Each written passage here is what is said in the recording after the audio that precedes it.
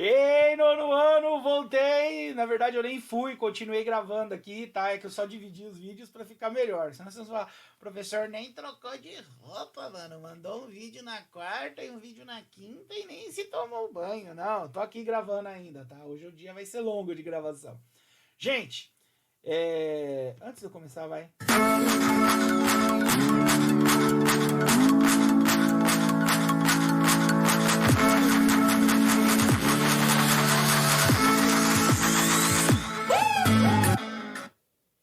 Bom, voltei.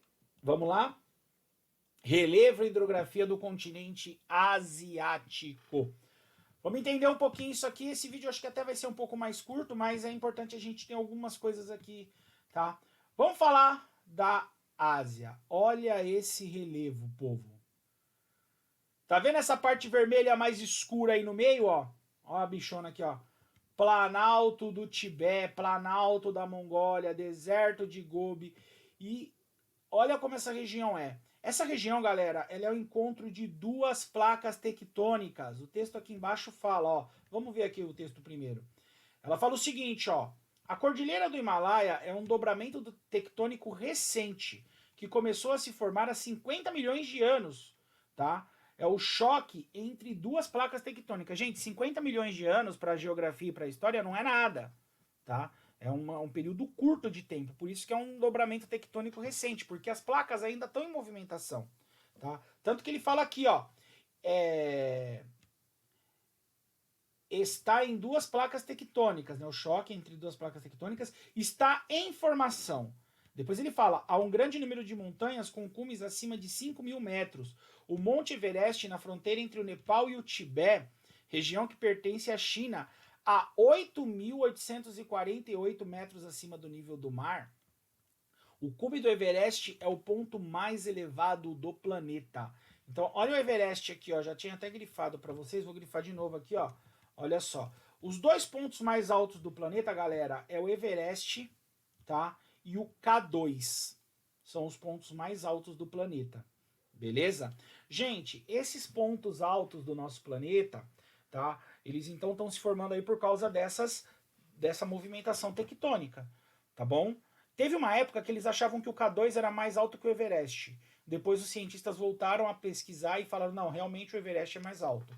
Uma coisa importante que eu quero falar para vocês, vocês estão vendo essas linhas que tem aqui, ó, essas linhazinhas aqui, ó, menores, ó, azuis, ó, tá? Tem dois tipos de linha. Tem a linha aqui, ó, que é a divisão entre países, e tem umas linhas azuis aqui. As linhas azuis, galera, significam os rios. Então vocês vão ver aqui alguns rios que o texto vai citar depois, ó. Ele vai falar rio Indo, indo e vindo. Ele vai falar aqui, ó, rio Ganges aqui, ó, é um rio importante. Tem um rio aqui na China, ó, rio Yangtze, mais conhecido como rio Amarelo, tá? Na China também tem o rio Yangtze-Kiang, que é o rio Azul, tá bom? Então esses rios, eles são importantes aí também, ó.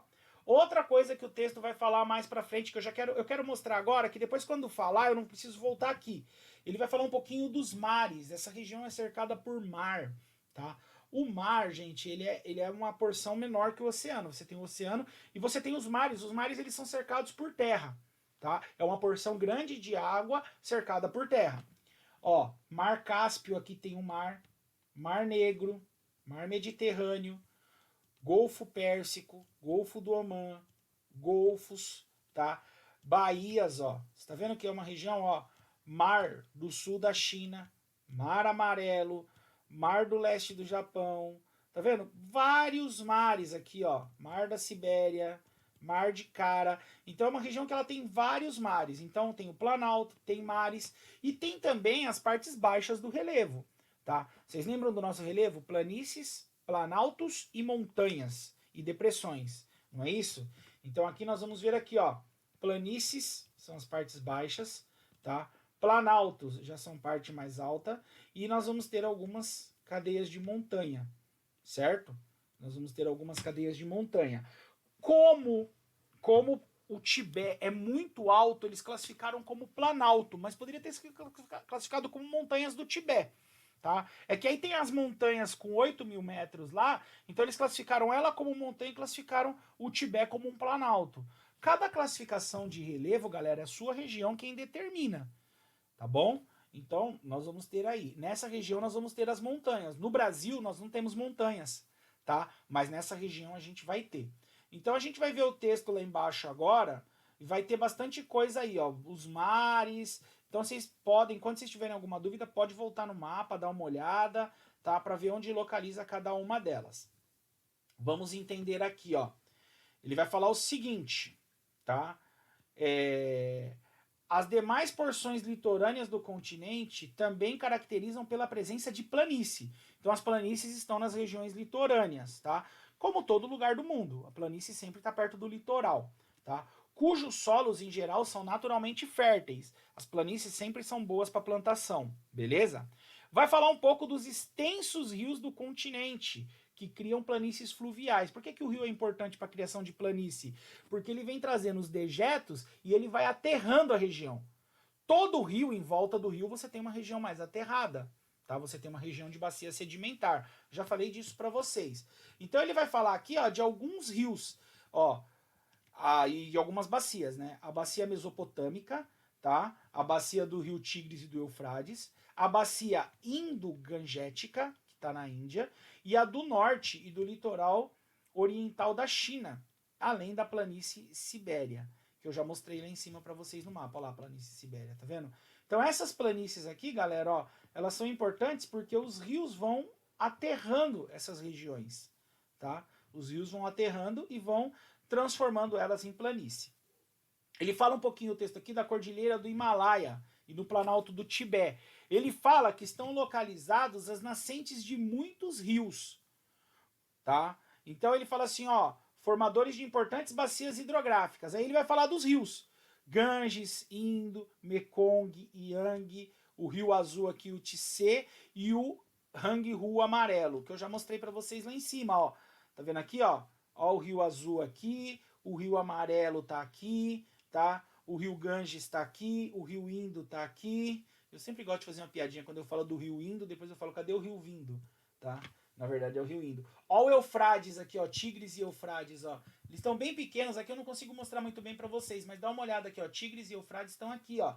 São rios importantes, tá? Esses são os rios aí mais importantes. Então, olha lá, Tigres, Eufrádio, o Indo Vindo, o Ganges, ó, o Rio Amarelo, o Rio Azul, tá? São rios importantes aqui na nossa região. Tem outros rios aqui também, tá? Tem outros rios aqui, mas os mais importantes é onde tem a maior quantidade de gente sobrevivendo. Quanto mais ao norte, menos pessoas por causa do frio, tá? Então essa aí é a parte de rios, certo? Que mais?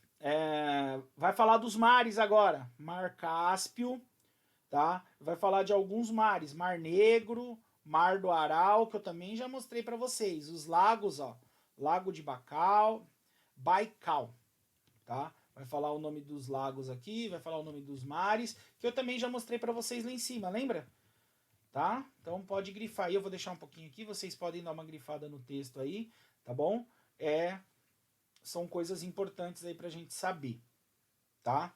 Aqui ele fala um pouco dos rios, a gente vai pular. E aí, nós vamos para a parte final aqui dessa aula já. Falei que essa aula era mais curta que a outra. Nós vamos para a parte final dessa aula, que ele fala de uma coisa importante que a gente vai aprender e vai cair na prova, tá? Então eu já vou falar para vocês. Gente, tem uma região aqui no Oceano Pacífico, tá? Que a gente vai chamar de Círculo de Fogo. O que acontece no Círculo de Fogo? O Círculo de Fogo do Pacífico é uma região com muitos vulcões. Dá uma olhadinha aí, tá? Olha só esse mapa. Então deixa eu mostrar para vocês, só para vocês tentarem entender. Isso aqui é uma foto de satélite, tá? Tentaram montar uma foto de satélite. Aqui, ó, é a região do Chile, ó. O Brasil tá aqui. Se a gente for ver a Ásia, gente, a Ásia tá aqui, ó. Ó a Ásia aqui, ó. Essa aqui é a Ásia. Tá? Estados Unidos aqui, ó. Estados Unidos, México, América Central. Oceania aqui embaixo, ó. Oceania não. A Austrália aqui, tá? É o continente da Oceania, tá? Então toda essa região aqui, ó, olha a quantidade, todos esses pontinhos são vulcões. Então nós vamos ter aqui uma região que a gente chama de círculo de fogo. Por quê? Porque aqui existe uma quebra, uma placa tectônica quebrando aí, tá? Então essas placas, ó, aqui, ó, essa daqui é a placa de Nazca, ó. Ó, a placa de Nazca aqui, ó, que é a placa que entra por baixo da China, tá? Então essas placas tectônicas, elas vão formar o quê? Elas vão formar vulcões. E essa região de muitos vulcões, a gente vai chamar de círculo de fogo, tá? De círculo de fogo. Então olha lá o que o texto vai falar pra gente, ó. Região do continente asiático se encontra em grande instabilidade geológica. O contato entre as placas tectônicas, o leste e o sudeste do continente em particular, integram uma das regiões de maiores atividades sísmicas do planeta, o chamado Círculo de Fogo. Essa zona é assim chamada por causa do grande número de vulcões ativos ao longo de sua extensão. Então tem muitos vulcões. Bela pergunta para a prova. Por que a região é chamada de Círculo de Fogo? Tá? Por causa da quantidade de vulcões ativos ao longo de sua extensão. E aí, galera, é uma região também de muitos terremotos. Tá? Ó, os abalos sísmicos que ocorrem na crosta oceânica podem ocasionar maremotos, conhecidos na língua japonesa como tsunamis. Então o que acontece aqui, galera?